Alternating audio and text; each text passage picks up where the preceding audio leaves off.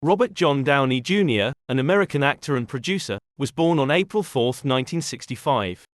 His professional history has been marked by early critical and popular success, followed by a period of substance misuse and legal issues, before a later comeback of commercial success.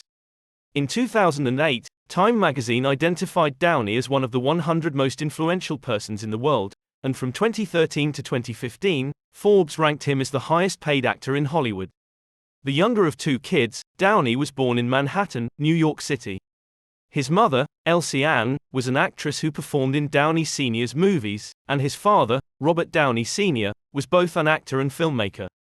Downey's mother had Scottish, German, and Swiss ancestry, while his father was half Lithuanian Jewish, quarter Hungarian Jewish, and quarter Irish. Robert's father changed his family name from Elias to Robert in order for him to enlist in the army. Downey grew up in Greenwich Village with his older sister Allyson. Downey says he was surrounded by drugs growing up. At the age of 6, Downey's drug-addicted father permitted him to try marijuana, a decision that his father later expressed regret about. In a subsequent interview, Downey reflected on how his father and him had a strong emotional bond through drug use. When my dad and I would do drugs together, it was like he was trying to communicate his love for me in the only way he knew how. Over time, Downey got into the habit of consuming alcohol and making 1,000 phone calls in search of drugs every night. Downey played supporting roles in his father's movies when he was a little boy. At the age of 5, he had his acting debut in the absurdist comedy Pound as a sick puppy. A year later, at the age of 7, he made an appearance in the surrealist western Grease's Palace. He was 10 years old and living in England when he enrolled in a broader curriculum to learn classical dance. He spent his teenage years studying at the Stagedoor Manor Performing Arts Training Center in upstate New York. Downey relocated to California with his father after his parents divorced in 1978, but in 1982 he left Santa Monica High School and returned to New York to focus solely on his acting career. When Downey initially arrived to Hollywood to pursue his acting career, he shared a room for 3 years with Kiefer Sutherland, who starred alongside him in the 1988 drama 1969. Downey started gaining experience through theater roles, such as the brief run of Norman Lear's off-Broadway musical American Passion at the Joyce Theater in 1983. He was a member of the new, younger ensemble that Saturday Night Live hired in 1985, but after a year of low ratings and criticism of the comedic abilities of the new cast, he and the majority of the new crew were sacked and replaced. The Downey fail sums up everything that makes SNL great, according to Rolling Stone magazine, which dubbed Downey the worst SNL cast member in its entire tenure. In the same year, Downey made a significant leap in his acting career by taking on the roles of a bully in John Hughes' Weird Science and the sidekick to James Spader's character in Tough Turf. He was a candidate for the character of Ducky in John Hughes' 1986 picture Pretty in Pink, but Molly Ringwald played him alongside her in The Pickup Artist, which was his first main role. As a result of his work on these and other coming-of-age movies in the 1980s, Downey is occasionally referred to as a member of the Brat Pack. In the 1987 film adaptation of Bret Easton Ellis' novel Less Than Zero, Downey portrayed Julian Wells, a drug-addicted affluent youth whose life quickly falls out of his hands. The New York Times' Janet Maslin called his portrayal desperately affecting, but Downey has remarked that because of his drug use, he became an exaggeration of the character. In real life, the part was like the Ghost of Christmas Future for him. Pictures like Chances Are, starring Ryan O'Neal and Sybil Shepherd, Air America, starring Mel Gibson, and Soap Dish, starring Sally Field, Kevin Kline, and Whoopi Goldberg, were the films that Zero propelled Downey into. He spent a lot of time practicing for his role as Charlie Chaplin in the 1992 film Chaplin, for which he played the violin and left-handed tennis. He had a private instructor who might assist him in adopting Chaplin's posture and demeanor. Downey was nominated for an Academy Award for Best Actor at the 65th ceremony for the role, but Al Pacino's performance in Scent of a Woman won the award. He made appearances in the 1993 movies Heart and Souls, starring Alfre Woodard and Kyra Sedgwick, and Shortcuts, starring Matthew Modine and Julianne Moore. He also wrote the 1992 presidential campaign documentary The Last Party. He appeared in the 1994 movies Natural Born Killers with Woody Harrelson and Only You with Marisa Tomei. After that, he made repeated appearances as Special Agent John Royce in U.S. Marshals, Restoration, Richard III, Home for the Holidays, Two Girls and a Guy, and Black and White. Downey was detained multiple times between 1996 and 2001 on drug-related offenses involving cocaine, heroin, and marijuana. He attempted drug rehab unsuccessfully, telling a judge in 1999 that he liked the taste of gunmetal and felt like he had a shotgun in his mouth with his finger on the trigger. He said that he developed a heroin addiction when he was 8 years old as a result of his father, who was also an addict, feeding him drugs. While driving fast down Sunset Boulevard in April 1996, Downey was pulled over for having heroin, cocaine, and an unloaded .357 Magnum handgun in his hands. He entered a neighbor's house while under the influence of a controlled substance a month later while on parole, and he passed out in one of the beds. He was sentenced to 3 years of probation and must now submit to random drug testing. He was sentenced to 6 months in the Los Angeles County Jail in 1997 after failing one of the court-mandated drug tests. In 1999, Downey was jailed once more after failing yet another mandated drug test. Downey was sentenced to a 3-year prison term at the California Substance Abuse Treatment Facility and State Prison in Corcoran, California, despite the fact that his attorney, Robert Shapiro, put together the same legal team that had successfully defended O.J. Simpson during his murder trial. All of Downey's cinematic projects were finished and almost ready for release at the time of the arrest. He was sacked after missing rehearsals for the NBC animated television series God, the Devil, and Bob, for which he had been recruited to perform the devil's voice.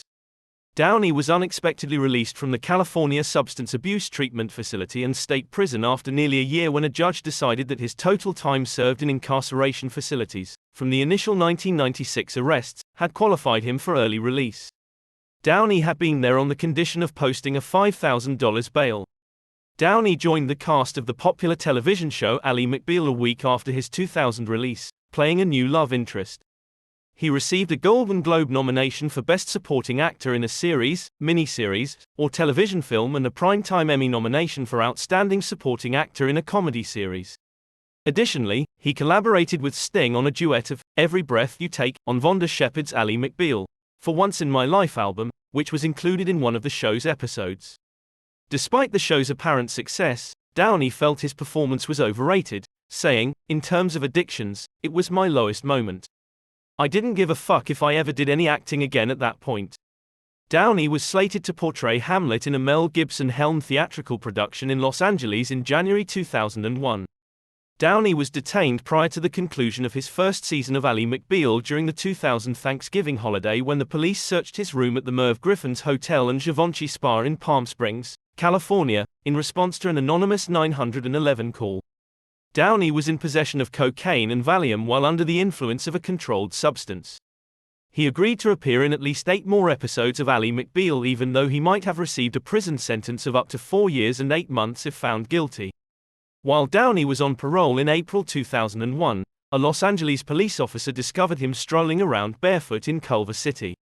Even though testing revealed he had cocaine in his system, he was released after being detained on suspicion of drug use a few hours later.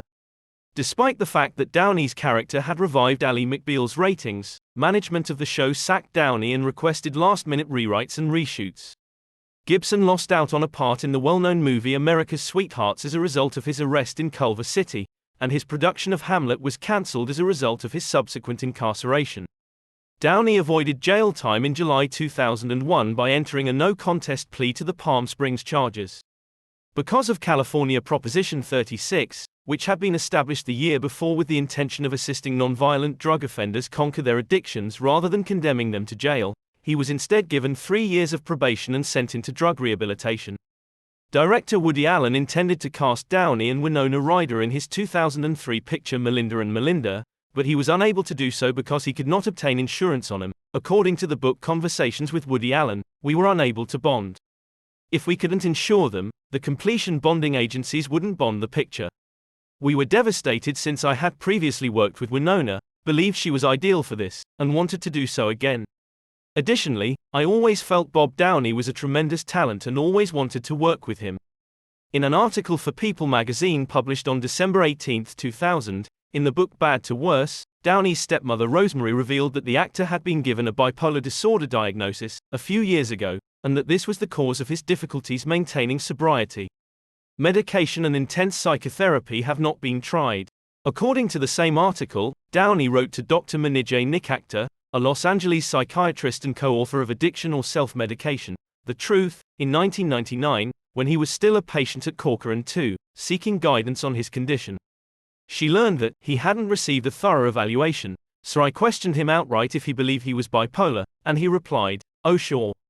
Sometimes I spend a lot of money and am really active, and other times I'm depressed." Downey was prepared to strive toward a full recovery from drugs and resume his job after 5 years of substance misuse, arrests, rehab, and relapse. In November 2004, Downey revealed to Oprah Winfrey about his previous failures to manage his addictive behavior. The phrase, "I truly wonder if maybe I should go to rehab," is used. "You're a mess, your wife just dumped you, and you just lost your job. You know, you ought to try it." He stated that following his most recent arrest in April 2001, when he was aware that he would probably be subjected to yet another period in jail or another type of confinement, such as rehab on a court's order, "You know what," I said. "I don't believe I can go on like this. And after asking for assistance, I took off running." You can ask for assistance in a somewhat clumsy manner, receive it, and choose not to utilize it. The hardest part of solving these ostensibly horrifying situations is simply making the decision to do so. In August 2001, Downey performed lip-syncing in the music video for Elton John's single, "I Want Love," landing his first acting role following his rehabilitation. Sam Taylor Wood, the director of the video, picked the final take out of the 16 he had taken because, in John's words, "Downey seems supremely at ease and, the way he underplays it is great." After Mel Gibson, a close friend of Downey's since they co-starred in Air America, paid Downey's insurance bail for the 2003 movie The Singing Detective, Downey was free to return to the big screen, directed by his back-to-school co-star Keith Gordon. Gibson's risk opened the door for Downey's return, and he made his comeback with the movie Gothica in the middle of the 2000s. Producer Joel Silver withheld 40% of Downey's salary from him until after the movie was finished as insurance against his addicted tendencies. Over the course of the 2000s, similar terms became commonplace in his contracts. In addition to landing Downey a main role in the comedy thriller Kiss Kiss Bang Bang, which marked screenwriter Shane Black's directorial debut, Silver also brought the two closer together by dating Downey's assistant Susan Downey. The Futurist, Downey's debut musical album, was published by Sony Classical on November 23, 2004, and he collaborated with his son Indio to create the CD's track listing label. Although the album garnered mixed reviews, Downey said in 2006 that he probably won't make another one because he believed the effort he put into making it wasn't rewarded. Downey made a comeback to television in 2006 when he voiced a character on Family Guy's episode, The Fat Guy Strangler. Given that his son Indio is a fan of the program, Downey had previously called the show's production team to inquire about the possibility of producing or helping to create an episode. The show's creators accepted the proposal and gave Downey the role of Patrick Pewterschmidt, Lois Griffin's long-lost and unstable brother. In order to write a book that would be marketed as a candid look at the highs and lows of his life and career, Downey contracted with publishers HarperCollins in 2006. However, Downey sent his money back to the publishers in 2008 and shelved the project without more explanation. Downey made an appearance in the true-to-life mystery thriller Zodiac in 2007, directed by David Fincher. He took on the persona of journalist Paul Avery from the San Francisco Chronicle, who was covering the Zodiac killer investigation. In 2007, Downey was chosen to play Iron Man's lead role, and director Jon Favreau gave the following justification. Although Downey wasn't the most apparent choice, he was aware of the character's motivations. In Tony Stark, he saw a lot of his own life experience. Favreau was adamant on getting Downey because, as he frequently argued, Downey would be to Iron Man what Johnny Depp is to the Pirates of the Caribbean films, a main actor who could both improve the movie's quality and increase interest among viewers. To look like he had the power to forge iron, Downey had to put on more than 20 pounds of muscle in just 5 months for the part. Between April 30 and May 3, 2008, Iron Man was widely distributed. It made over $585 million worldwide and received overwhelmingly positive reviews, with Downey's portrayal being singled out as a film's high point. By October 2008, Downey had committed to starring in The Avengers, which will include the superhero group that Stark joins and is based on Marvel's comic book series The Avengers, as well as 2 Iron Man sequels. In order to portray the same Marvel universe on screen by maintaining continuity throughout the films, he first reprised the character in a brief appearance as Tony Stark, Iron Man's alter ego, in the 2008 picture The Incredible Hulk. After Iron Man, Downey's first job was as Sherlock Holmes in Guy Ritchie's Sherlock Holmes. It was published on December 25 by Warner Bros. The movie smashed the previous record holder, 2008's Marley and Me, by roughly $10 million at the box office in the United States for a Christmas Day release. It also came in second place to Avatar during a record-breaking Christmas weekend box office. In the end, Sherlock Holmes ranked as the 8th highest-grossing movie of 2009. Downey said in his acceptance speech that he had not prepared any remarks because Susan Downey, his wife and Sherlock Holmes producer, told me that Matt Damon, nominated for his role in The Informant, was going to win, so don't bother preparing a speech.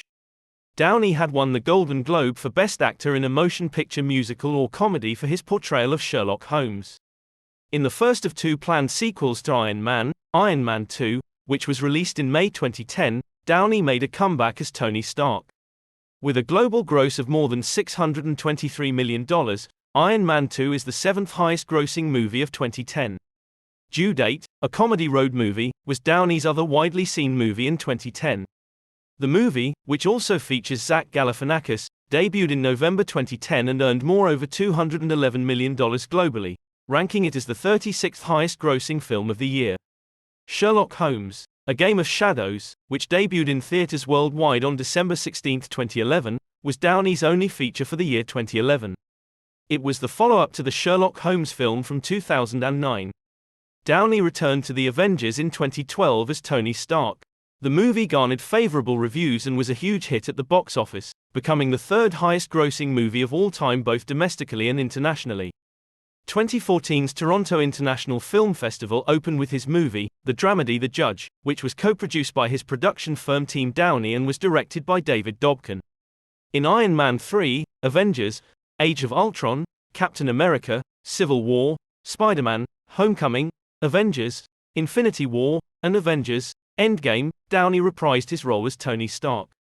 In the first episode of the Disney Plus series Loki, 3 of his sequences from the Avengers and Avengers Endgame were repurposed as archival material. In addition to his wife, family, counseling, meditation, 12-step recovery programs, yoga, and the practice of Wing Chun Kung Fu, the martial art he learned from Eric Oram, who also serves as a fight advisor in several of Downey's films, Downey claims to have been drug-free since July 2003. In Captain America, Civil War and Avengers, Age of Ultron, Oram served as Downey's personal fight coordinator. Jerry Brown, the governor of California, granted Downey a complete and unconditional pardon for his earlier drug offenses in December 2015. Oram sent Governor Brown a letter endorsing Downey's pardon. On The Oprah Winfrey Show, Downey was questioned about how he was able to maintain his sobriety this time. He responded, "It's actually not that difficult to solve these ostensibly horrifying issues. Making the decision to act is difficult." Downey made one of the greatest comebacks in the history of Hollywood. Thank you for watching this video. Please like and subscribe to the channel if you enjoyed it.